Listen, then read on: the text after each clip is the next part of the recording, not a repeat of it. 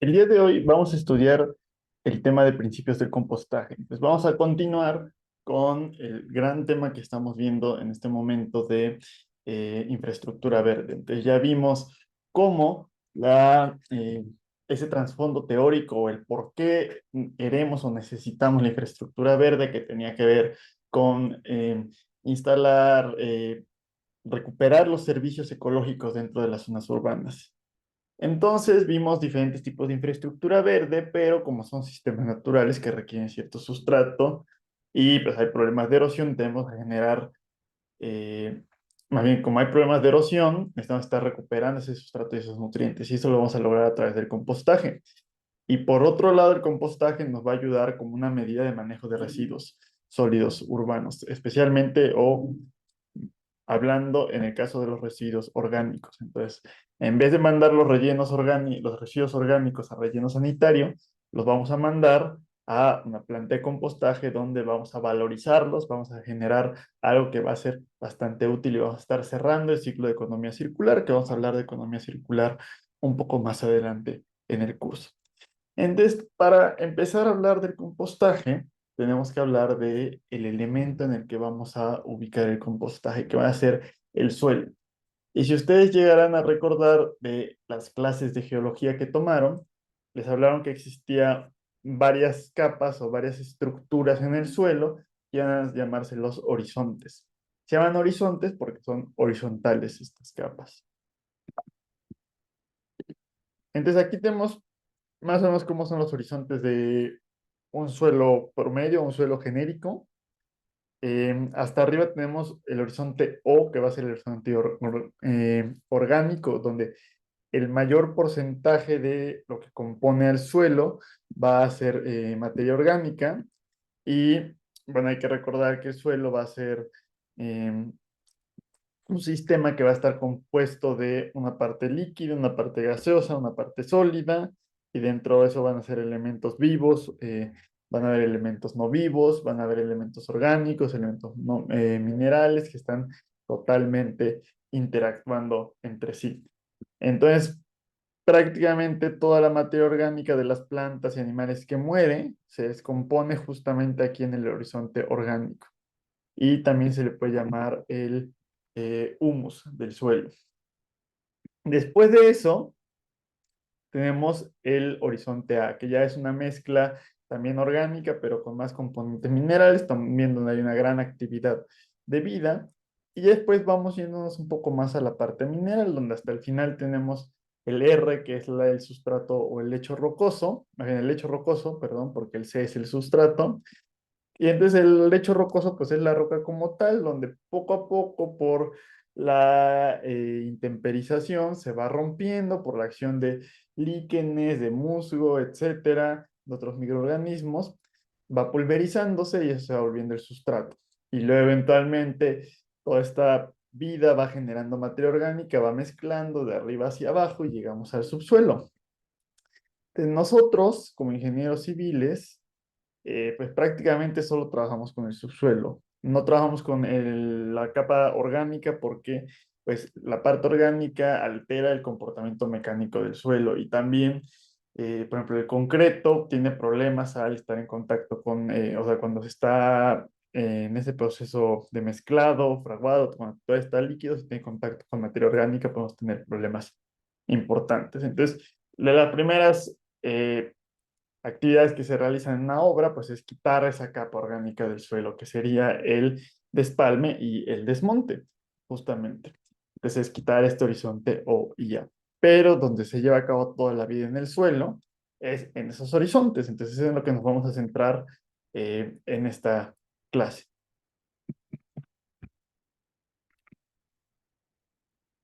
Y dijimos que un elemento muy importante del suelo va a ser esa parte viva, los microorganismos que están en una actividad constante recirculando los nutrientes. Vamos a ver que lo importante del suelo y otros ecosistemas es que no hay residuos, todo se recicla, todo el desecho de un organismo es la materia prima de otro. Y es muy importante eso que vemos muchas veces en primaria como la cadena alimenticia, donde un cierto eh, individuo, a lo mejor obtiene la energía del sol, y después algún otro ser vivo se come a ese individuo y otro se come a otro y otro se come a otro. En realidad es bastante más complejo esto, ¿no? Lo que está sucediendo es que no es en una cadena, sino que varios se pueden comer entre sí y llegar a un círculo y estamos hablando más bien de una red trófica. La cadena o red trófica, simplemente, o sea, podemos llamarle cadena, pero nos hay que tener en cuenta que no es algo lineal, como lo podemos ver justamente en esta diapositiva que tenemos. Y lo que van a hacer estos elementos, estos seres vivos, es mezclar materia orgánica y materia mineral, descomponer esa materia orgánica, reciclarla y pues son fundamentales para el suelo, ¿no? Nos va a determinar qué tan fértil es el suelo, es decir, qué tanto podemos cultivar y obtener de él, qué tanto y qué tan saludables van a crecer las plantas, un concepto que le llamamos la estructura del suelo. Y la estructura del suelo tiene que ver con cómo están ordenados entre sí los diferentes granos del suelo, las moléculas, para permitir que fluya el agua, que fluya el aire, que sea fácil removerlo o mezclarlo. Y también qué tanto carbono hay almacenado en el suelo, que va a ser importante porque de hecho el suelo puede guardar carbono de la atmósfera y disminuir los gases de efecto invernadero o puede liberarlo y aportar al cambio climático.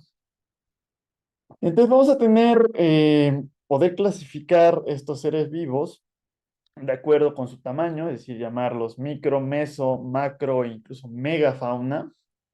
O sea, micro podría ser desde una bacteria unicelular, algo meso podría ser a lo mejor un protozoario, un nemato, es decir, una pequeña lombriz. Macrofauna, pues podría ser incluso ya, bueno, todavía a lo mejor mesofauna, tenemos estos pequeños insectos, los artrópodos. Macrofauna, pájaros, y megafauna, pues ya puede ser cosas incluso como conejos, perros, otro tipo de animales ya muchísimo más grandes, venados, etcétera, que también están interactuando con el suelo. Y van a cumplir una gran cantidad de funciones para llevar a cabo este reciclado de la materia orgánica.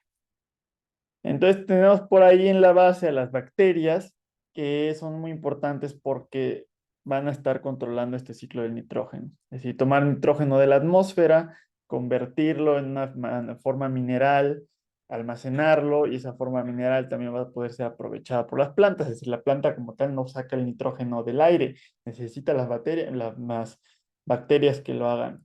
Y el fijar ese nitrógeno, no solamente, más bien, no solamente es nitrógeno, sino que van a estar fijando y almacenando otro tipo de elementos o compuestos. Los hongos o los actinomicetos, que van a formar hebras muy delgadas que van a estar conectando árboles entre sí, plantas entre sí, a lo largo de todo el suelo, que se va a llamar el micelio. Y ese micelio lo que va a ser poder transportar fácilmente nutrientes y van a ser los principales descomponedores de la materia orgánica, porque son prácticamente los únicos capaces de descomponer materia muy compleja como madera.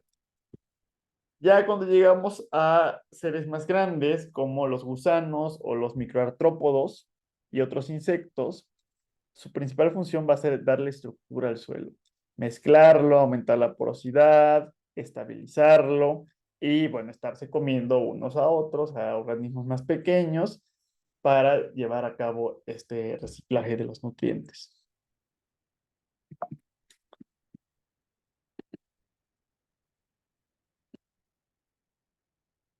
Y ya hablamos por ahí que dentro del horizonte O vamos a encontrar lo que se llama el humus. Y el humus va a ser el principal componente de la materia orgánica en el suelo. Es decir, es una gran combinación de compuestos químicos muy complejos, inertes, es decir, muy estables, amorfos, y que van a hacer ese proceso final de la descomposición de la materia orgánica en el suelo. De manera natural se forma prácticamente por descomposición anaerobia, es decir, como está cubierto por materia orgánica, no va a haber tanta presencia de oxígeno y eso va a hacer cierta descomposición con algunos organismos muy particulares. Es muy bueno porque es muy poco denso, pero puede retener una gran cantidad de agua. y como es muy estable, va a almacenar una gran cantidad de carbono a mediano y a largo plazo, es decir, quitando estos gases de efecto invernadero y tiene una gran cantidad de nutrientes disponibles en el suelo. Y lo interesante es que por la forma que tiene el humus, va a reaccionar con los componentes minerales como la arcilla. Si tienen como cargas positivas, cargas negativas por ahí, que va a hacer que se peguen, van a entrar en un consorcio y eso va a favorecer algo que se llama la capacidad de intercambio catiónico, que nos permite almacenar iones, es decir, nutrientes, y pasárselos a las plantas, o también retener ciertos iones tóxicos, como a lo mejor metales pesados, y que se queden ahí y no pasen más bien a las plantas o a otros elementos de la cadena trófica. Ese humus va a ser el elemento que nos interesa aquí dentro del suelo. Pero hay un problema muy importante que estamos generando en la actualidad, que va a ser la erosión del suelo, la pérdida de esta capa superior orgánica. Es decir, por la construcción lo quitamos muchas veces, pero en otras ocasiones por diferentes razones también se va perdiendo esa capa superior. Entonces estamos perdiendo la materia orgánica, estamos perdiendo la fertilidad y eso está perdiendo la capa vegetal y estamos promoviendo la desertificación y se va volviendo por ahí un ciclo vicioso porque pues justamente las plantas evitan la erosión, pero si no tenemos plantas hay más erosión y entonces perdemos más plantas y todavía hay más erosión. Entonces, la mayoría de las causas de la erosión acelerada del suelo que vemos en la actualidad pues son antropogénicas, ¿no? El deforestar, el construir, también la agricultura intensiva, sobre todo la labranza, los monocultivos, es decir, no está rotando diferentes cultivos que tienen diferentes necesidades y usan diferentes nutrientes. Y también una estrategia que es muy común en México, pero no por eso es buena, que es el corte y quema. Que, bueno, a corte y quema se puede referir a encontrar un bosque, una selva tropical, talarlo, quemar lo que quedó y después de eso generar un nuevo campo agrícola. O cuando acaba la cosecha, quedan los residuos agrícolas, se han visto que se hacen como unos conitos de todo el zacate que queda y eso se prende, se incendia y queda la ceniza, se regresa al suelo. Entonces, hacerlo de manera descontrolada, pues no es muy bueno. La labranza, pues es la idea de cada que empieza la nueva temporada de siembra, revolver totalmente el suelo y formar los surcos donde se va a hacer la siembra. La idea de la labranza, que es una invención medieval, es airear la tierra y se vio que al airearla aumentaba frenéticamente la actividad microbiana, pero después entendimos que ese incremento solamente era temporal y que a largo plazo íbamos generando erosión y matando a esa cadena trófica. Em, También se utiliza la labranza para que sea más permeable el suelo, también control biológico, es decir, podemos deshacernos de algunas pestes por ahí, pero hemos visto que pues, el problema de erosión es un poco más, o sea, son más los contras que los beneficios que estamos obteniendo de esa labranza. Entonces, ya en la actualidad, como parte de este movimiento de la agricultura orgánica, tenemos la idea de la labranza cero, la labranza o la agricultura de conservación o siembra directa. Son diferentes nombres que muchas veces es simplemente eh, recolectamos, por ejemplo, los granos que necesitamos y los residuos los dejamos ahí mismo en el campo, ahí mismo se descomponen y después plantamos sobre eso mismo sin tener que estar revolviendo absolutamente todo en cada ocasión.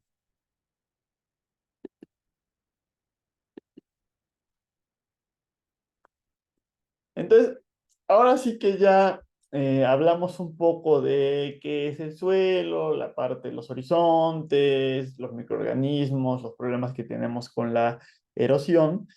Vamos a hablar de lo que trata la materia, la clase de hoy, que va a ser la composta. De la composta es muy importante entender que es una invención humana, no es algo que exista como tal en la naturaleza. Y lo único que estamos haciendo los humanos es biomímesis. Vimos los procesos de descomposición que se dan en la naturaleza, los estudiamos y los emulamos, pero de manera acelerada. Entonces es una forma de O sea, la composta como tal terminada es materia orgánica descompuesta y estabilizada. Entonces, el proceso de compostaje es cómo descomponer esa materia orgánica de una manera controlada.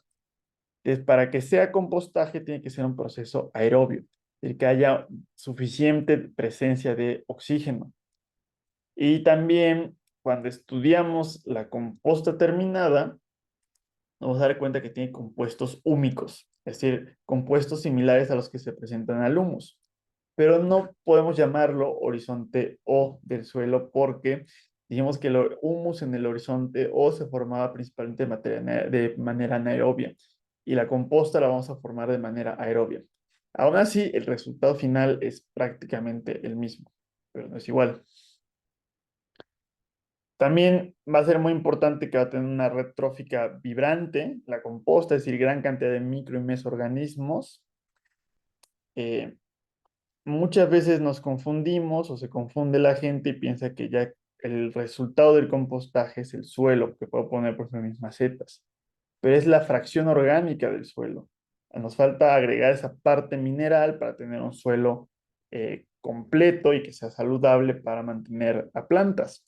Entonces, por ahí hay que, cuando o sea, uno no utiliza composta directamente en sus macetas, sino que utiliza tierra preparada, donde se agrega un poco esa parte mineral. Y bueno, la composta es uno de los inventos más antiguos de la humanidad. O sea, el día que nació la agricultura, pues prácticamente inventamos también la composta y muchas otras cosas que van con la agricultura. Por ejemplo, el pan se inventó también prácticamente al mismo tiempo, cuando se vio la levadura. La cerveza también, la fermentación fue algo que se inventó de manera industrial o controlada, ¿no? Entonces, la idea de la composta es que nos va a permitir recuperar esa fracción orgánica del suelo. eh, y va a ser un mejorador de suelos entonces, y también va a ser fertilizante, y pesticidas o control de plagas. Pero ahorita vamos a hablar justamente de cómo logramos eso. Y por otro lado, como nos estamos deshaciendo de los residuos orgánicos, pues es una manera de manejar esos residuos orgánicos dentro del concepto de la economía circular. Entonces, para hablar de por qué sí o por qué no sería fertilizante la composta, tenemos que primero ver qué es un fertilizante, cómo funciona un fertilizante. Y la idea es que las plantas van a obtener su energía a partir del sol. Es decir, esa radiación solar por medio de la fotosíntesis y obtienen sol, obtienen CO2 para darle ese carbono, esa biomasa, y lo van a poder mezclar en materia orgánica. Pero la materia orgánica no se compone solamente de carbono, sino que hay muchos otros compuestos en en las plantas, como el nitrógeno, el fósforo, el potasio, etcétera. Entonces, eso no lo pueden obtener las plantas de la atmósfera, sino que lo obtienen a partir del suelo. Esos nutrientes minerales tienen que venir del suelo. Y tres nutrientes muy importantes para las plantas, que son los principales, va a ser el nitrógeno, que les va a servir para tener hojas saludables, el fósforo, que va a servir para desarrollar raíces que puedan obtener más nutrientes, para flores que van a ser sus aparatos reproductivos, después que generen semillas y frutos, ¿no? Todo ese ciclo reproductivo. El potasio va a ser importante para que el tallo tenga la resistencia estructural adecuada. La vascularidad se refiere a ese movimiento de agua dentro de las plantas y de nutrientes, también para las flores y para los frutos. Entonces, cuando erosionamos el suelo y perdemos esos nutrientes, necesitamos agregarlos y los agregamos en forma de fertilizantes. Entonces, casi todos los fertilizantes pues tienen cierta cantidad de esos tres nutrientes. Y por eso, cuando uno va a comprar una bolsa de fertilizante a una tienda como Home Depot, no sé, ahí vamos a encontrar que tiene un valor NPK, valor de nitrógeno, fósforo, potasio. Entonces tiene un número para cada uno, por ejemplo, este que puede ser 1648. No vamos a entrar en tanto detalle de a qué se refiere ese número. La idea es que nos está diciendo más o menos qué cantidad de nutriente tiene. O sea, tiene 16 de nitrógeno, tiene 4 de fósforo y 8 de potasio. Entonces este tiene bastante más nitrógeno que los otros. Tiene por ahí que ver con un cierto compuesto base contra el cual se toma esos pesos relativos que estamos teniendo, qué cantidad estamos teniendo por cada eh, unidad de masa de nuestro fertilizante, pero no tiene tanto sentido meterse en esa situación. Y bueno, hay fertilizantes que se obtienen de manera mineral, es decir, extraemos del subsuelo, sobre todo, por ejemplo, los de fósforo, y hay otros que son de origen fósil. Entonces, utilizamos por ahí una reacción llamada Fischer-Tropsch, que toma nitrógeno del aire, también por ahí utiliza petróleo o cualquier combustible fósil y nos permite generar estos combustibles, estos fertilizantes que vienen de la extracción y de la industria petroquímica. Eh, entonces, de hecho, es una de las principales fuentes de ingreso de muchas compañías petroleras, incluyendo Pemex. Por ahí en su momento hubo algún problema con una empresa que se dedicaba a hacer estos agrofertilizantes eh, nitrogenados y que también por ahí había unos problemas de corrupción, ¿no? Pero pues en general tiene un enorme impacto el utilizar estos fertilizantes, ¿no? Desde el uso de combustibles fósiles, todas las emisiones que se generan y resulta que los fertilizantes son muy solubles en agua. Entonces, si uno pone fertilizantes y llueve al día siguiente, se deslava todo, todo se va con el escurrimiento superficial, se va a los cuerpos de agua y genera eutrofización. O se va al subsuelo, a los acuíferos y contamina el acuífero. Entonces, cuando uno coloca un fertilizante, incluso aunque no llueva o que tenga que ver con la irrigación, se pierde un porcentaje importante. Entonces, por más que yo tenga 16 de nitrógeno, si estoy perdiendo el 70% de eso, pues no me está sirviendo de mucho. Entonces, ahí es donde viene la parte interesante de la composta, porque resulta que cuando uno mide los valores, o más bien, normalmente decimos que la composta es un fertilizante, pero si uno estudia esos valores NPK, como a los fertilizantes tradicionales, tiene valores muy bajos. Entonces, ¿por qué demonios diríamos que es un fertilizante? ¿O por qué funciona mejor que la mayoría de los fertilizantes? La idea es que como la composta tiene esta capacidad de intercambio catiónico y los nutrientes están en los compuestos húmicos que no son solubles en agua, no se deslavan, también muchos están almacenados dentro de microorganismos que se van a quedar ahí en el suelo. Y la idea del fertilizante es que tenemos cierto compuesto, cierta forma del nutriente que va a ser directamente aprovechado por las plantas. Entonces, va a favorecer un rendimiento inmediato. Pero como nos estamos saltando, como estamos haciendo un cortocircuito en la red trófica, ya no estamos a todos los microorganismos que van transformando poco a poco el nutriente hasta que pueda ser utilizado por la planta, y entonces matamos y destruimos esa red alimenticia. Y entonces, a mediano plazo, ya no tenemos nutrientes y tenemos que estar agregando más y más y más fertilizantes. Tenemos ahí un círculo vicioso.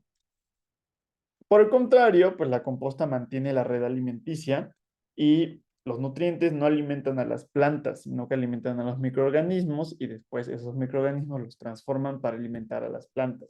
Y así tenemos un rendimiento a largo plazo. Y estamos manteniendo esta idea de la economía circular y el desarrollo sostenible, donde no tengo que estar constantemente metiendo más y metiendo más porque destruí esa base que necesitaba. Entonces, por esta razón, la composta es un buen fertilizante y nos conviene utilizarla. Otra situación que tenemos por ahí va a ser los pesticidas. La idea de los pesticidas es controlar organismos no deseados, plantas, insectos. Muchos son químicos, o sea, de un origen químico, aunque también por ahí hay algunos naturales. Y muchas veces lo que queremos es matar a una especie en particular, pero la mayoría de los pesticidas son pesticidas generales, es decir, que van a matar a cualquier cosa que se les ponga enfrente. Entonces, naturalmente van a destruir la red trófica del suelo. Entonces, si destruimos la red trófica del suelo, sabemos que nos deshicimos del hongo, del insecto que se estaba comiendo a mi cultivo, pero también destruye a los que lo alimentaban al cultivo. Entonces, estoy perdiendo la fertilidad, generando erosión, eso me obliga a utilizar fertilizantes sintéticos, a lo mejor se pierde ese balance que había naturalmente entre buenos organismos y pestes, y es en control natural, entonces lo perdemos porque matamos a los organismos buenos y entonces aumentas más las pestes y entonces cada vez tienes que utilizar más y más pesticidas porque también se van volviendo más resistentes los microorganismos y los insectos.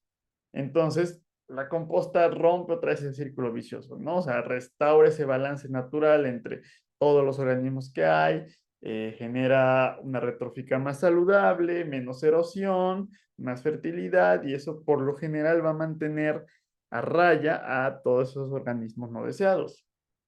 Claro que va a pasar eventualmente que hay plagas y en ese caso vamos a utilizar pesticidas preferentemente naturales que no contaminen a largo plazo el suelo y no va a ser un uso cotidiano, solamente va a ser eventual, en vez de tener que hacerlo cada que sembremos o varias veces durante la temporada de cultivo, como sucede con los pesticidas químicos. Entonces, como vimos, la composta nos puede ayudar a ser un buen fertilizante y a evitar el uso de pesticidas. Y hemos estado mencionando que por ahí hay una materia orgánica en la composta que van a ser estos compuestos húmicos, pero también dijimos que hay una red trófica. Entonces, ¿cuáles son esos microorganismos que nos vamos a encontrar en el suelo? Que van a estar haciendo esa descomposición de la materia orgánica. Entonces, los más importantes van a ser las bacterias.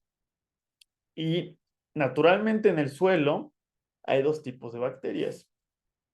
Una son las bacterias mesófilas, que son las bacterias que son activas a temperatura ambiente. Es decir, todos los seres vivos tienen un rango de temperaturas dentro del cual funcionan adecuadamente. Si es demasiado alta la temperatura o demasiado baja, o sea, dejan de alimentarse, dejan de reproducirse y pueden eventualmente morir. Entonces, las bacterias mesófilas, que son las más comunes, están activas a temperatura ambiente. Pero también resulta que en el suelo, que el suelo está a temperatura ambiente, hay unas bacterias que no están en sus condiciones ideales, que se llaman las bacterias termófilas. Y las bacterias termófilas lo que tienen es que se activan y se alimentan y se reproducen entre 40 y 60 grados. El por qué existen estas bacterias termófilas en el suelo tiene que ver con el aparato digestivo de la mayoría de los mamíferos de sangre caliente, bueno, y todos los animales de sangre caliente, ¿no? Donde tenemos temperaturas más altas dentro de nuestro cuerpo, donde están activas estas bacterias termófilas y pues nuestros excrementos, heces de todos los animales, cuando llegan al suelo, ahí es donde están alimentando a estas bacterias. Y justamente para el proceso de compostaje, vamos a aprovechar esta dualidad de bacterias mesófilas y termófilas. Ahorita llegamos a ese proceso de compostaje. Y también va a ser muy importante la presencia de hongos y actinomicetos para estar descomponiendo esa materia más compleja como madera, que ya dijimos que existe, que son los que la logran descomponer. Y también estamos que dentro de nuestra composta se estén recirculando los nutrientes con los protozoarios y los otros que también se llaman rotíferos. Entonces, ahora sí vamos a entrar de lleno al proceso de compostaje. Les dijimos que la composta es un proceso aerobio en primer lugar. Y la otra característica que va a tener la composta va a ser que es un proceso termófilo. Es decir, es un proceso que se lleva a cabo a altas temperaturas.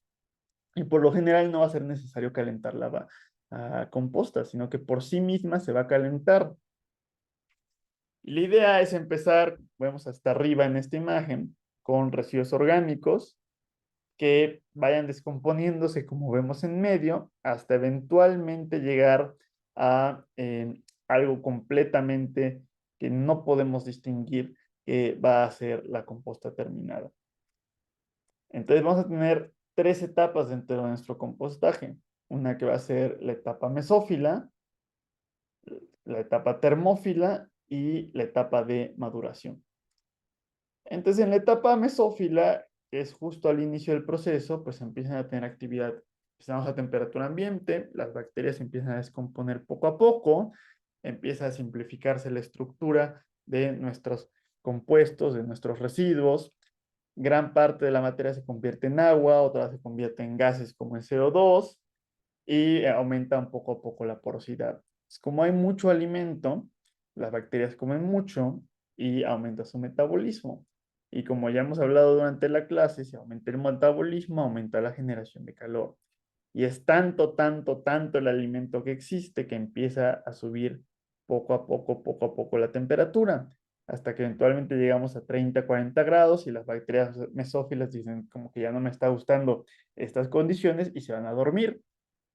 Pero las bacterias termófilas dicen, pues ahora es nuestro turno, ¿no? Ya justamente estamos ya calentados, ya queremos, tenemos hambre y pues vamos a empezar a procesar estos residuos.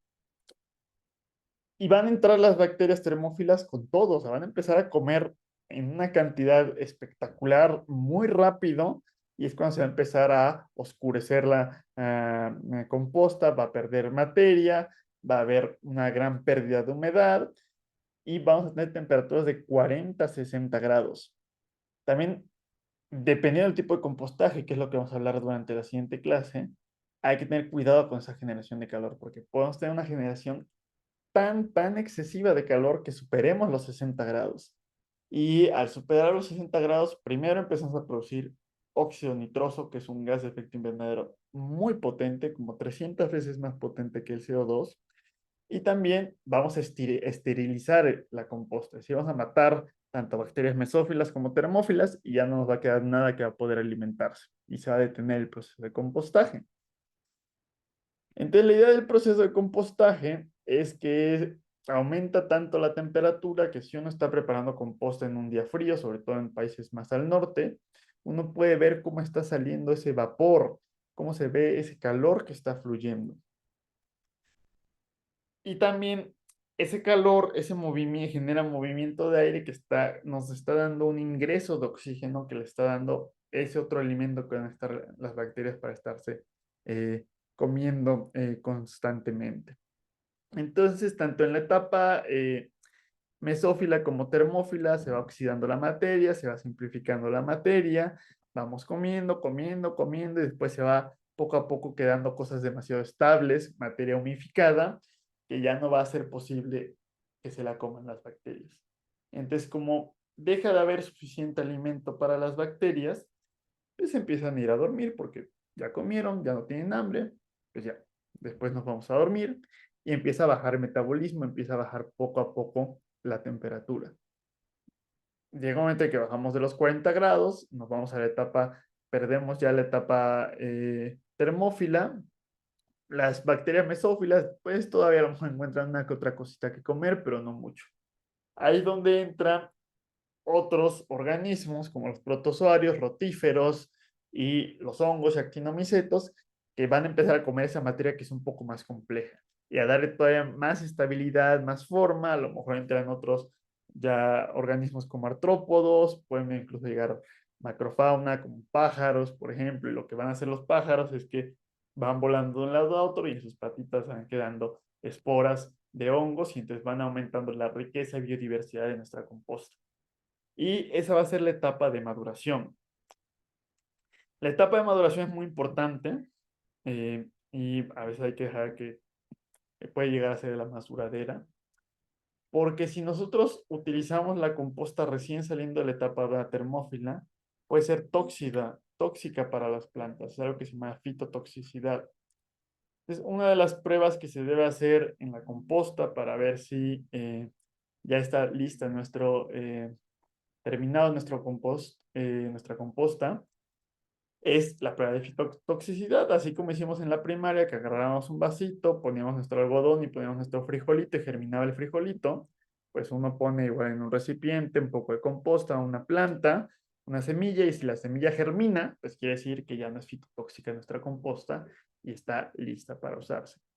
Otra característica importante dentro de la composta para saber que ya está terminada es ese color oscuro, olor a tierra, que se siente muy porosa, muy buena estructura y que ya no son distinguibles las materias primas originales. Es decir, si yo veo hasta arriba, aquí puedo decir, a lo mejor es un residuo, son cáscaras de plátano, ahí hay zanahorias, cebollas, etcétera, y cuando llego hasta abajo, parece tierra. Yo no puedo saber qué es lo que contenía originalmente. Y en ese momento también yo sé que mi composta está prácticamente terminada y lista para utilizarse. Y lo interesante de este proceso es que una veces piensa, bueno, es descomposición o cuando algo se está descomponiendo pensamos en que se está pudriendo, pensamos en que huele bastante, bastante mal. Pero también esa descomposición en presencia de mucho oxígeno en condiciones termófilas va a hacer que no haya malos olores. Es decir, un buen proceso de compostaje, una buena planta de composta no debería tener un olor. Y la composta terminada pues debería oler como a tierra húmeda.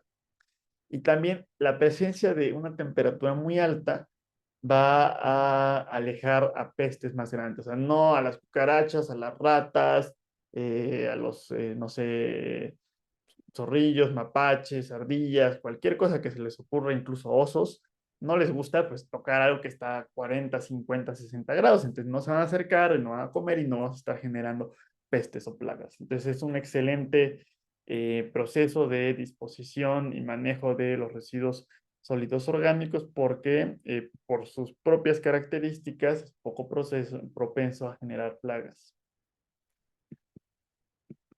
Mm,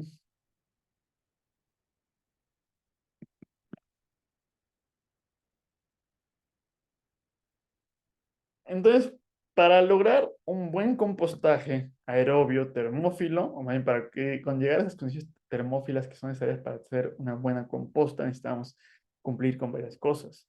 Lo más importante es que haya suficiente oxígeno para siempre mantener las condiciones aerobias. Si se pierde el oxígeno, nos vamos a una reacción anaerobia, que es la que huele mal, es bajas temperaturas y nos genera muchos problemas. Entonces, para tener oxígeno tenemos buena porosidad y la porosidad la vamos a lograr con un tamaño de partícula pequeño, pero no demasiado pequeño. Ajá, medio centímetro a 2 centímetros, que haya suficiente humedad para las actividades metabólicas de las bacterias, pero que no haya demasiada, porque si hay demasiada, llenamos todos los poros de agua y no hay por dónde puede fluir el aire. Tiene que haber una buena mezcla de nutrientes, que es la relación carbono-nitrógeno, que ahorita llegamos a esa parte. Tienen que existir los microorganismos que puedan empezar a generar esa actividad. Muchas veces vienen en los propios residuos orgánicos, pero podemos acelerarlo o hacerlo más eficiente si metemos un inóculo, es decir, una cierta cantidad de materia que tenga una gran variedad de microorganismos que arranque rápidamente ese proceso de compostaje. Tiene que haber un mezclado continuo para que haya temperatura homogénea, para que estemos mezclando diferentes partes de o sea, temperatura, humedad, porosidad, el oxígeno esté habiendo suficiente difusión y también estamos haciendo que haya contacto entre diferentes zonas de la composta y eso pueda generar las reacciones que necesitamos de manera homogénea. Y eventualmente, o sea, esto es un proceso químico, donde va a haber una cierta cantidad de transformaciones y podemos hacer un balance de energía y podemos hacer un balance de masa. Entonces nosotros vamos a meter materia orgánica, cierta cantidad de materia mineral que también viene en esos residuos, hay minerales en cualquier ser vivo.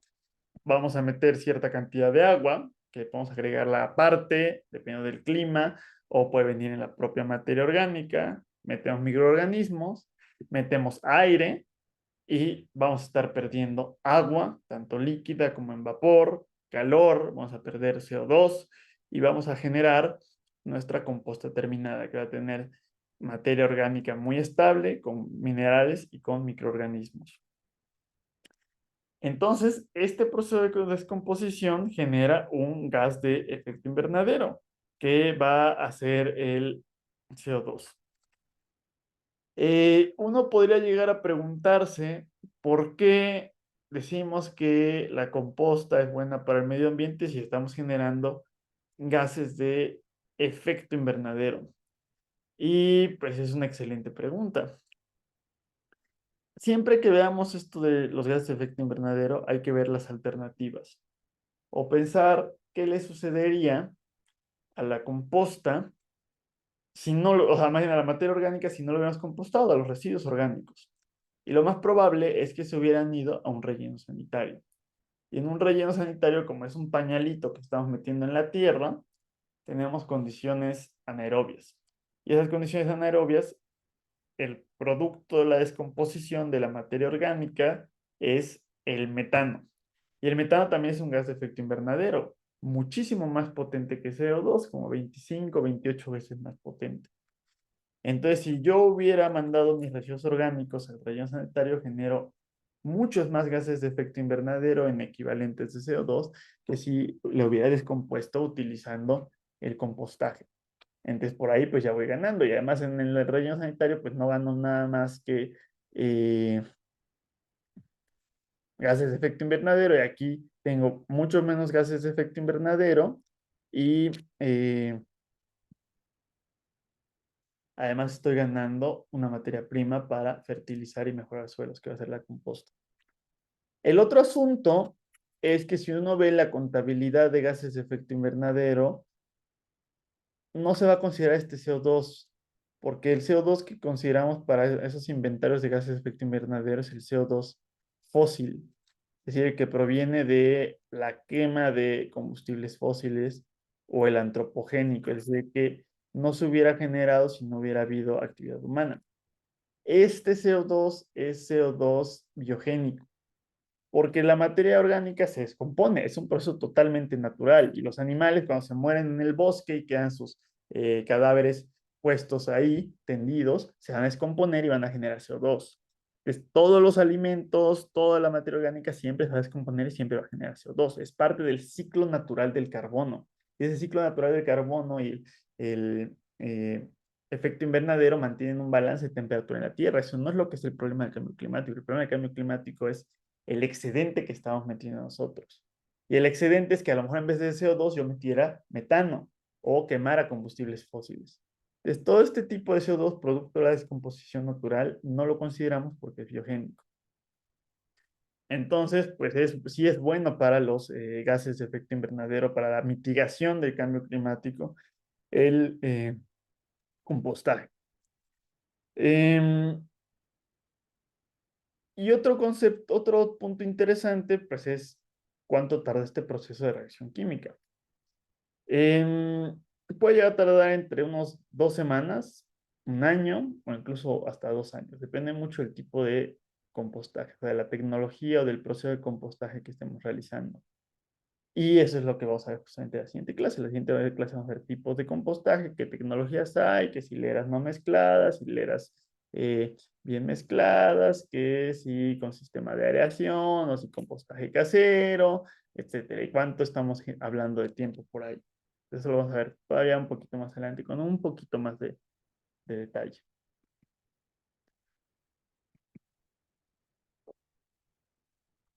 Y bueno, si o sea, dijimos que el compostaje reduce la huella de carbono contra el mandarlo a un relleno sanitario.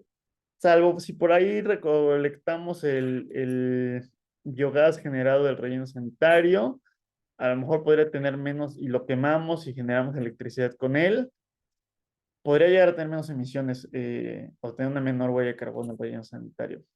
Pero como vamos a ver más adelante, no solamente importa la huella de carbono, dijimos que el compostaje nos da valor, o sea, porque puedo vender la composta o puedo utilizarla para mejorar suelos, para fertilizar.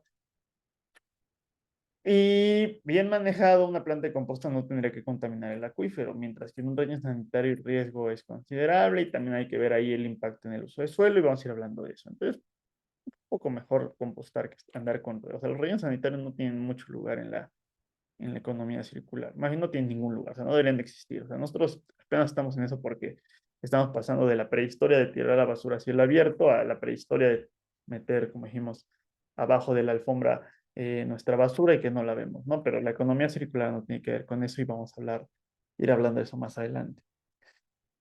Entonces, un problema que sí puede ver en el compostaje cuando alcanzamos temperaturas muy altas, pues fue ya lo del óxido nitrógeno.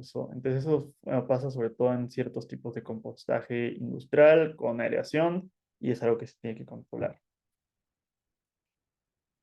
Ok, hablamos, ya para terminar, em, que uno de los requisitos para hacer un buen compostaje era una buena relación carbono-nitrógeno. Y eso va a tener que ver con el tipo de residuos orgánicos que estamos metiendo. Si yo agarro cualquier residuo orgánico y lo pongo ahí en una pila, no necesariamente voy a generar composta.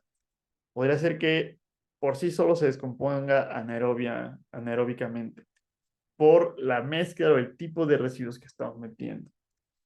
Y hay dos formas de verlo. Hay la forma de empírica, o sea, si ustedes buscan en internet cómo hacer composta y ven muchísimos blogs, muchísimos sitios para que tú hagas tu propia composta y visto de una manera no técnica, nos van a hablar que hay residuos cafés y residuos verdes y que necesitamos alcanzar una buena proporción de residuos cafés y verdes. Residuos cafés se llaman cafés porque son prácticamente de color café. Son cosas como papel, cartón, acerrín, paja, pasto seco, etcétera, ¿no? Y los materiales verdes, pues son principalmente de color verde. Vegetales, comida, lechuga, hay que no dice algas, té, plantas, etcétera, ¿no? Hay que tener mucho cuidado por ahí porque, por más porque le llamamos por esos colores, los asientos del café son residuos verdes, aunque son de color café. Entonces, no se les olvide que el café es un residuo verde. Pues no nos podemos guiar siempre por el puro color. También cosas como estiércol, eh, orines, etcétera, van a ser materiales verdes. Y ahorita nos va a decir justamente por qué esos son materiales verdes. Entonces, si ustedes buscan en internet, va a decir, tienes que poner dos partes de material café por una parte de material verde. Yo he visto muchos sitios donde dicen lo contrario, de tienes que poner dos partes de material verde por una de material café. Y tiene que ver con pues, los diferentes lugares donde se genera la composta, si es rural, si es urbano, diferentes países, diferentes tipos de residuos, el volumen, densidad, contenido de humedad, etcétera, ¿no? Entonces, esta clasificación es bastante importante, pero si lo vemos de manera técnica, como ingenieros que somos, tenemos que hablar de algo que se llama la relación carbono-nitrógeno. Entonces, tiene que haber un balance entre la cantidad de masa de carbono y la cantidad de nitrógeno que tenemos, a cuántos gramos, o sea, cuánto pesa el carbono dentro de nuestro composta, cuánto pesa el nitrógeno dentro de nuestra composta y si hay un desbalance no se genera la reacción, no se genera mal. O sea, ustedes en química vieron todo esto del reactivo limitante y esto es justamente ese concepto. Entonces, la relación ideal de carbono-nitrógeno en una composta es de 30 a 1 y 30 kilos de carbono por cada kilo de nitrógeno. O sea, tiene que haber mucho más carbono por nitrógeno. Y si ustedes recuerdan sus clases de química orgánica, cuando vean el tipo de biomoléculas que teníamos, pues siempre era casi puro carbono e hidrógeno y por ahí ha llegado a haber uno que otro nitrógeno, ¿no? Pero siempre era muchísimo más carbono que nitrógeno. Y los seres vivos necesitan ese carbono para construir estructura, para generar biomasa. Mientras que el nitrógeno nos va a dar cosas como las proteínas, aminoácidos, los ácidos nucleicos, es decir, el ADN, pues, cosas fundamentales, pero que están en cantidades más pequeñitas. Entonces, necesitan tener ese balance adecuado. ¿Qué va a pasar si tenemos demasiado carbono? No sucede la reacción. O sea, tampoco tienen con qué construir estos últimos elementos que van conectando todo.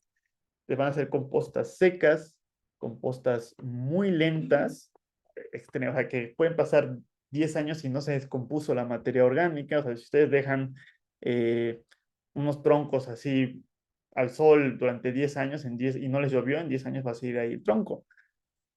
Y cuando hablamos que tenemos un exceso de nitrógeno, es decir, una relación carbono-nitrógeno muy baja, vamos a tener una composta húmeda y olorosa.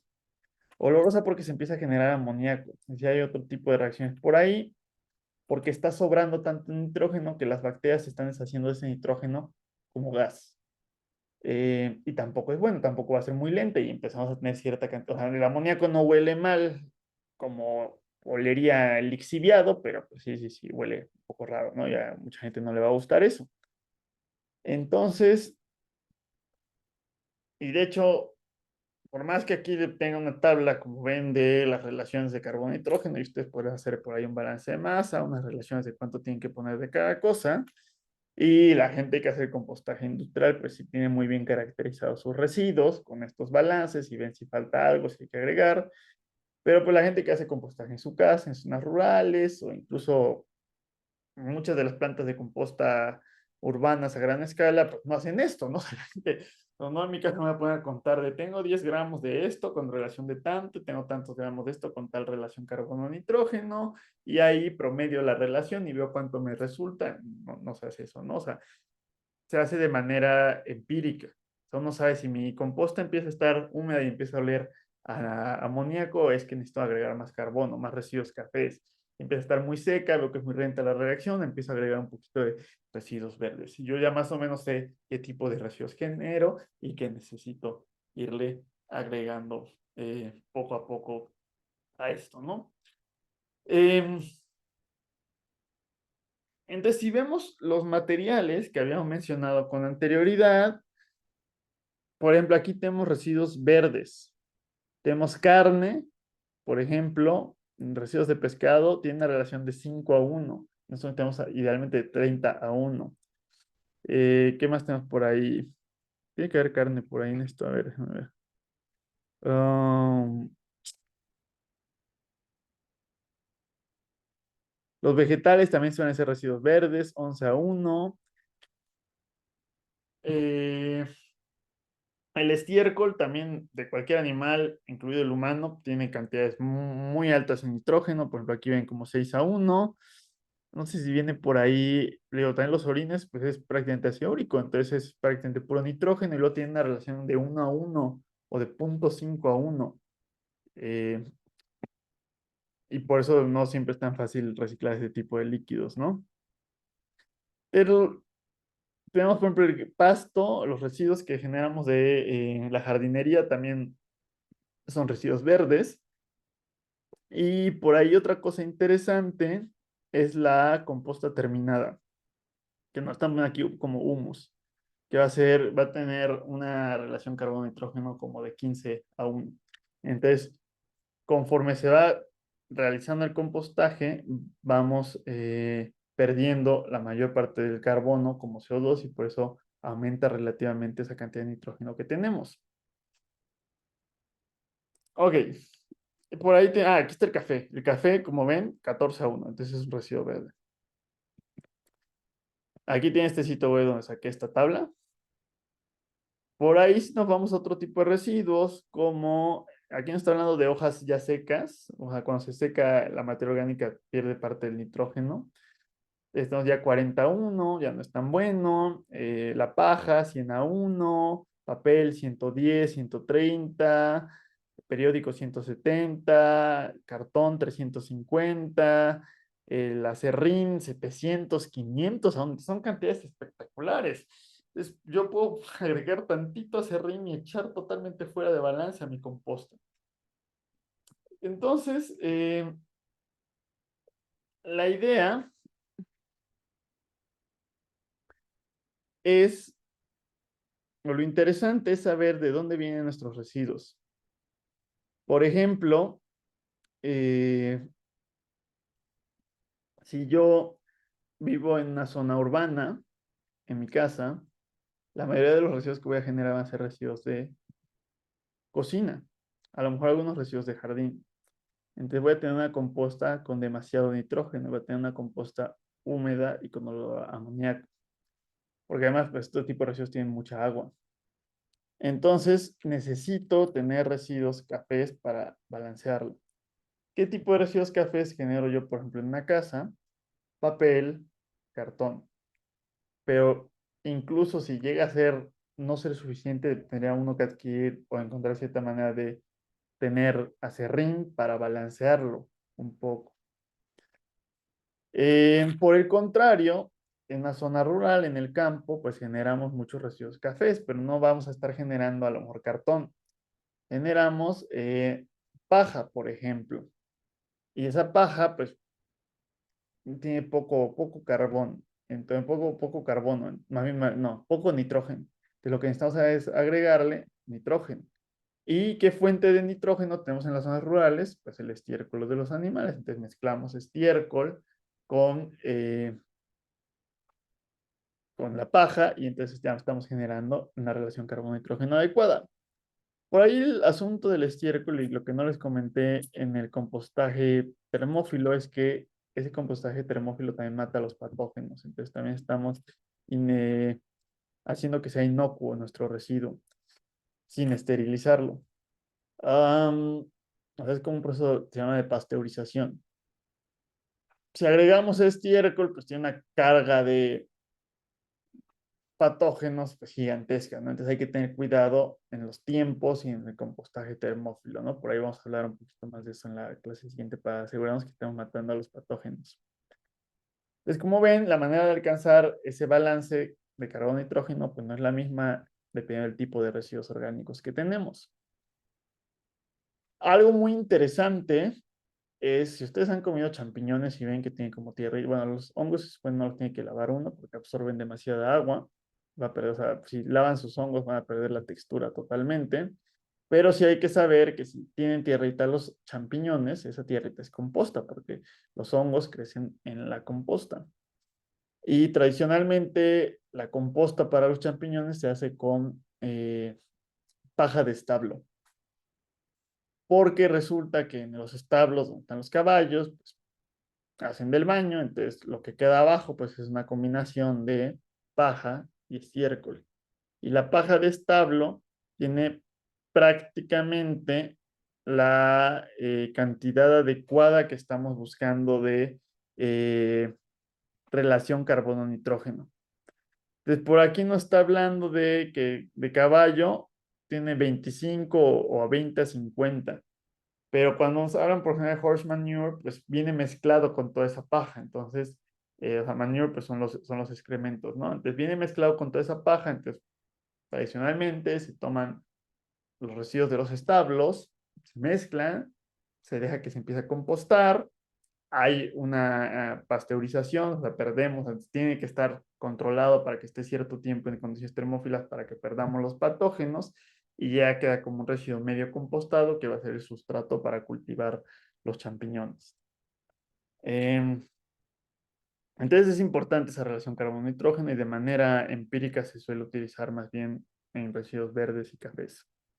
Y es importante que la relación carbono-nitrógeno se refiere al peso de carbono y al peso de nitrógeno. ¿Qué tenemos más por acá? Todo esto ya lo hemos ido mencionando. Y lo último es que también si ustedes buscan en internet, va a haber siempre cómo hacer esto, residuos verdes, residuos cafés, cómo preparar tu composta y luego te dicen qué no hacer, qué residuos no deberías tú poner en tu composta. Siempre te dicen, y son, o sea, te dicen qué no poner y son esta lista de materiales que estamos viendo aquí.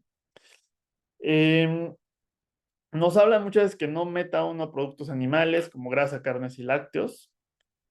Lo interesante es que, o sea, depende mucho del tipo de composta, ¿no? Porque yo sí meto ese tipo de productos cuando en la composta que hago en casa y se descompone rapidísimo. O sea, puede pasar poco tiempo y ya se deshizo este residuo porque tiene una gran carga microbiana, tiene muchísimos nutrientes, pero el problema es que como tiene mucho nitrógeno, puede desbalancear a la composta y puede descomponerse generando olores fuertes. Y esos olores fuertes pues pueden atraer desde cosas como moscas hasta animales como mapaches, ¿no? O sea, hay partes del país donde hay bastantes mapaches, incluso hay partes del país donde hay osos, como en el norte, ¿no? En ciertas partes de Coahuila hay osos o en Durango y hay que tener cuidado con cómo uno dispone de los residuos orgánicos.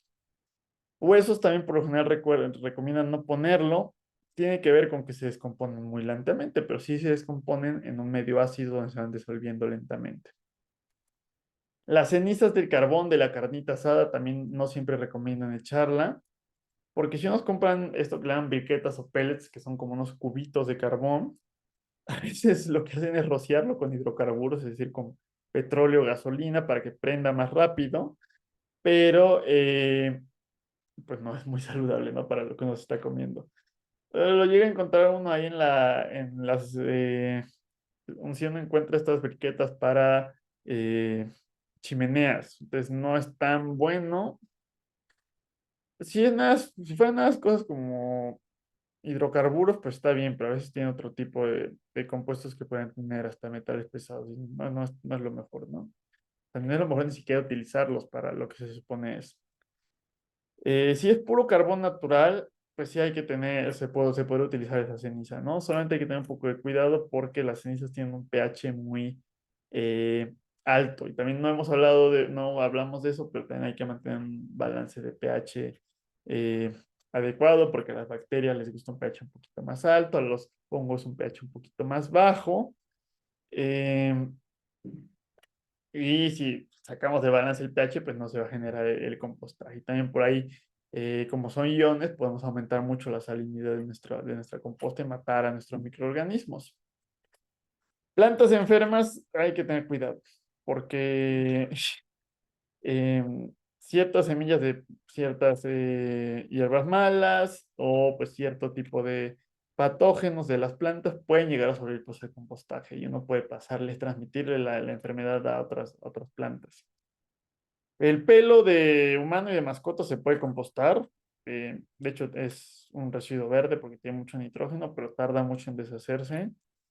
Pero, pues, si tratamos a las mascotas contra pulgas o si nuestros residuos de jardín les pusimos pesticidas, pues vamos a preservar. O sea, ese tipo de pesticidas no les pasa nada con el compostaje, ¿no?